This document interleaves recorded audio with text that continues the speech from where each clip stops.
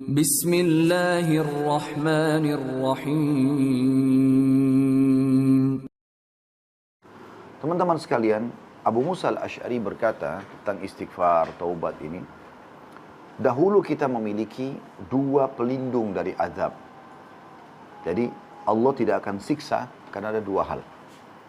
Salah satunya telah pergi, yaitu keberadaan Rasulullah SAW di tengah-tengah kita. Dan tersisa satu lagi yaitu istighfar, bertaubat.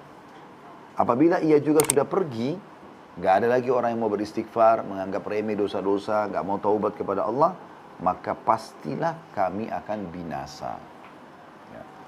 Ali bin Abi Thalib berkata radhiyallahu anhu dalam statement yang menarik sekali, dia mengatakan, yang aneh adalah orang yang binasa padahal keselamatan ada bersamanya. Itu sangat aneh terjadi. Dia bisa binasa, dia kena penyakit kronis, bangkrut usahanya, ya, tiba-tiba cerai rumah tangganya, tidak diberikan keturunan, segala macam hal. Dia bisa merasa terganggu dengan itu. Sementara ada keselamatan bersamanya. Dia bisa selamat dari itu semua. Bisa dapat keturunan, bisa sembuh penyakit kronisnya, bisa selamat dari kebangkrutan usaha dan segala macam. Maka orang-orang bertanya, apa keselamatan yang Anda maksudkan? Kata Ali radhiyallahu anhu, istighfar. Mohon maaf kepada Allah. Juga beliau mengatakan, tidaklah seorang hamba diilhami oleh Allah subhanahu wa ta'ala untuk beristighfar. Kalau Anda, Bapak Ibu sekalian, lisan Anda mengatakan astaghfirullah wa atubu ilaih. Anda ucapkan itu, ya, Allah mudahkan lisan Anda mengucapkan, hati Anda tergerak untuk itu. Sementara Allah itu dia berkehendak untuk mengazabnya. Berarti Allah memang mau selamatkan Anda. Kalau Allah ingin kebaikan buat kita, maka pasti Allah akan membuat kita otomatis, ya, bisa beristighfar, bisa bertaubat. Juga disebutkan Aisyah berkata radhiyallahu anha, tuba, keberuntungan, kegembiraan, kebahagiaan bagi yang mendapatkan banyak istighfar dalam buku catatan amalnya. Kalau hari kiamat Bapak Ibu nanti terima buku amalnya ternyata penuh dengan istighfar.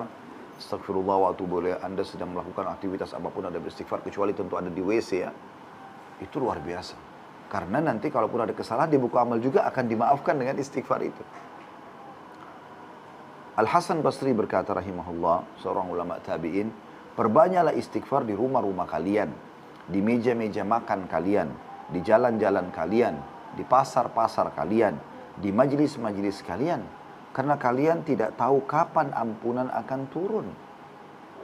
Diriwayatkan dari Luqman Al-Hakim rahimahullah. Untuk Bapak Ibu tidak asing lagi dengan surah Luqman dalam Al-Quran, ya. Ini orang soleh dulu. Dia berwasiat kepada putranya, wahai anakku, Allah memiliki beberapa waktu tidak ditolak orang yang meminta pada waktu itu.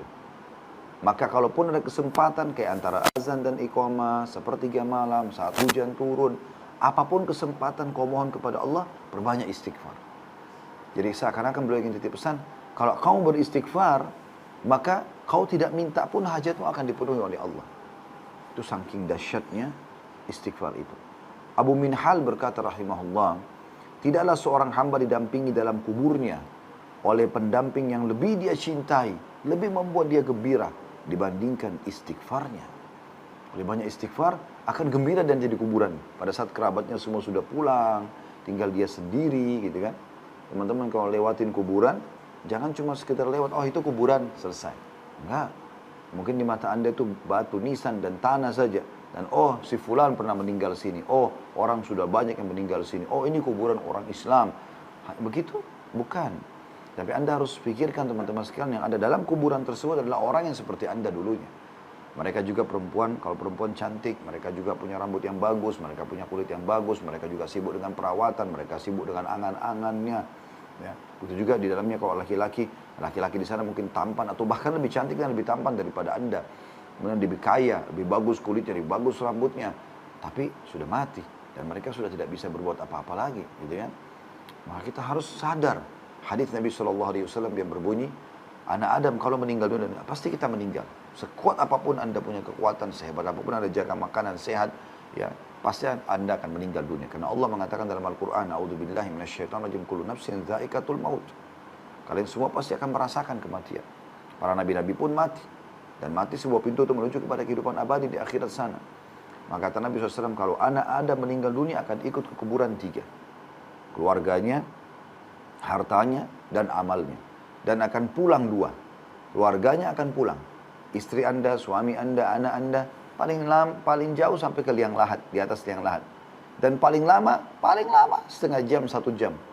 Ya. Nggak ada orang sampai 1 harian tinggal di kuburan. Walaupun dia cinta sama suaminya, cinta sama istrinya, cinta sama anak, cinta sama orang tuanya, dia akan pulang ke rumahnya. Betul kata Nabi SAW, keluarganya akan pulang. Mobil Anda, Alphard, Ferrari, atau yang lainnya, akan parkir maksimal di gerbang kuburan. Dan akan pulang. Akan dibawa pulang. Itu tidak akan mungkin ya Anda masukkan ke liang lahat. Dan tidak ada berguna buat orang mati mobil itu. Maka jadi warisan. Yang tinggal adalah amal. Nah, amal yang paling baik ya, adalah istighfar. Istighfar kepada Allah Subhanahu wa ta'ala. Juga ada seorang saleh berkata, hamba berada di antara dosa dan nikmat. Keduanya tidak akan menjadi baik kecuali dia mensyukuri nikmat dan dia beristighfar terhadap dosa-dosanya. Itu statement yang luar biasa. Sahal berkata, ditanya tentang istighfar yang menghapus dosa, dia menjawab, permulaan istighfar adalah menjawab panggilan Allah. Awal kalau Anda mau bertobat dan istighfar, Anda tiba-tiba cenderung ingin ya kembali kepada Allah Subhanahu wa taala. Kemudian Anda akan ya membawa tubuh Anda, hati Anda kembali kepada Allah Subhanahu wa taala dan tunduk terhadap hukum-hukumnya. Sehingga Anda akan menikmati perbuatan baik dan menikmati yang halal serta Anda akan menjauhi perbuatan yang haram dan dilarang. Ibnul Jauzi berkata, iblis berkata, ya sudah tahu iblis pimpinan syaitan dan memang dia selalu menanamkan permusuhan. Dia mengatakan, aku membinasakan anak cucu Adam dengan dosa dan mereka membinasakanku dengan istighfar dan la ilaha illallah. Manakala aku melihat hal itu ada pada mereka, aku tanamkan hawa nafsu pada mereka, di mana mereka berbuat dosa tapi tidak beristighfar, karena mereka mengira diri mereka berbuat baik. Ya.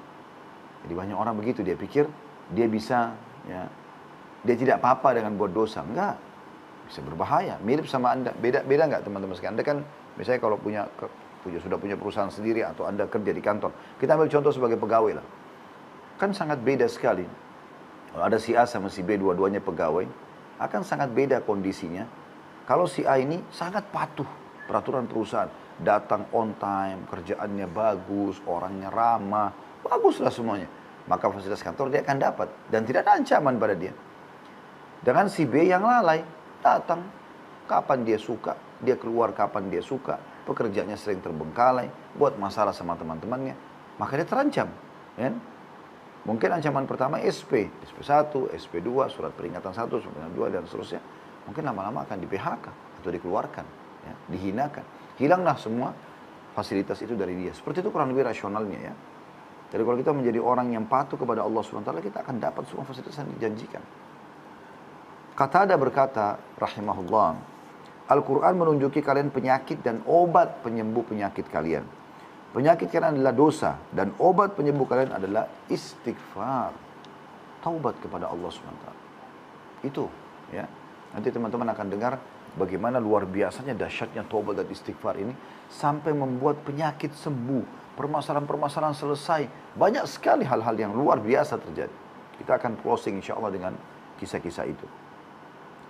Ada seorang badui berkata, siapa yang ingin menjadi tetangga kami di tanah kami, hendaklah memperbanyak istighfar.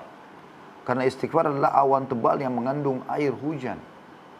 Jadi orang-orang badui, yang ada beberapa orang badui, orang padang pasir, mereka sangat soleh. Ya. Maksudnya kisah tentang orang yang tapi tidak disebutkan namanya dalam dinukil kisah ini ya. Cuma dia mengatakan siapapun yang menjadi tetangga kami, maka syaratnya harus berbanyak istighfar. Mirip dengan Anda, pemilik perusahaan mengatakan, siapa yang mau jadi pegawai kami, perbanyak istighfar dan taubat. Karena itu adalah akan menyebabkan turunnya hujan lebat. Kita bisa hidup makmur semua dengan turunnya hujan. Ya, seperti itu. Bakar bin Abdullah Al-Muzani berkata, kalian banyak berbuat dosa, maka perbanyaklah istighfar.